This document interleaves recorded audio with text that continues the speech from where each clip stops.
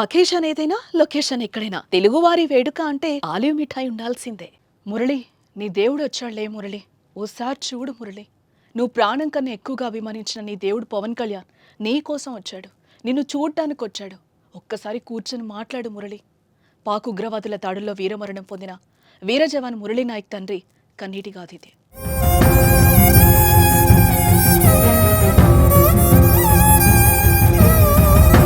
Murali Lokesh sir Pawan Kalyan sir వచ్చారు కూర్చున్నారు నీకోసం లై మురళి లేచి సెల్యూట్ కొట్టు మురళి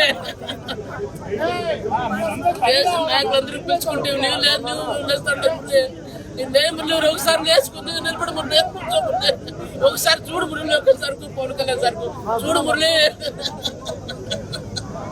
కల్లితండ శోకసంద్రంగా మారింది.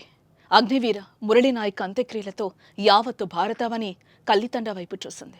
ఆపరేషన్ సింధూర్లో భాగంగా ఈ నెల 9న పాకిస్తాన్ ముష్కరుల తూటాలకు కశ్మీర్లో అసువులు బాసిన ముడావత్తు మురళీ నాయక్ అంత్యక్రియలు ప్రభుత్వ సైనిక లాంఛనాల నడుమ కుటుంబ పెద్దల సమక్షంలో సంప్రదాయ పద్ధతిలో మృతదేహాన్ని ఖననం చేశారు. అంత్యక్రియలో పాల్గొన్న వారిలో ఎవరిని పలకరించినా భావోద్వేగాలే కనిపించాయి.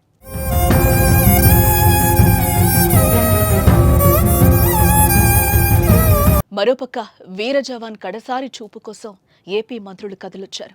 మురళీ నాయక్ పార్థివ దేహానికి డిప్యూటీ సీఎం పవన్ కళ్యాణ్, మంత్రులు నారా లోకేష్, సత్యకుమార్ సహా పలువురు మంత్రులు, ఎమ్మెల్యేలు, ప్రజాప్రతినిధులు నివాళులర్పించారు. ఈ సందర్భంగా మురళీ నాయక్ తండ్రి పవన్ కళ్యాణ్ను హత్తుకుని కన్నీరు మున్నీరయ్యారు. మురళి, నీ దేవుడు పవన్ కళ్యాణ్ వచ్చాడు, ఓసారి లే అంటూ మురళీ నాయక్ తండ్రి విలపించిన తీరు పవన్ కళ్యాణ్ కంట నీరు తెప్పించింది. మురళి లోకేష్ సార్ పవన్ కళ్యాణ్ సార్ వచ్చారు కూర్చున్నారు నీకోసం లై మురళి లేచి సెల్యూట్ కొట్టు మురళి నాయకులందరూ పిలుచుకుంటే నీవు లేదు నువ్వు లేస్తాడు మురళి ఒకసారి లేచుకుంది నిలబడి మురళి ఒకసారి చూడు మురళి లోకేష్ సార్ పవన్ కళ్యాణ్ సార్ చూడు మురళి. మరోపక్క మురళీ నాయక్ కుటుంబానికి రాష్ట్ర ప్రభుత్వం తరపున 50 లక్షల ఆర్థిక సహాయం, 5 ఎకరాల భూమి, ఇంటి స్థలం, కుటుంబంలో ఒకరికి ప్రభుత్వ ఉద్యోగం కల్పిస్తామని పవన్ కళ్యాణ్, నారా లోకేష్ హామీనిచ్చారు. అయితే వీర జవాన్ మురళీ నాయక్ పవన్ కళ్యాణ్కు వీరాభిమాని. పవన్ను ఈ విధంగా తన దగ్గరికి రప్పించుకోవడం బాధాకరమని మంత్రి సత్యకుమార్ అన్నారు. ఇదిలా ఉంటే వీర జవాన్ కుటుంబానికి 25 లక్షల వ్యక్తిగత సాయం చేస్తానని పవన్ హామీనిచ్చారు. ఇంకా ఎలాంటి సాయం కావాలన్నా ఇచ్చేందుకు సిద్ధంగా ఉన్నామన్నారు. మురళీ నాయక్ కుటుంబానికి భగవంతుడు ధైర్యం ఇవ్వాలని పవన్ ఆకాంక్షించారు.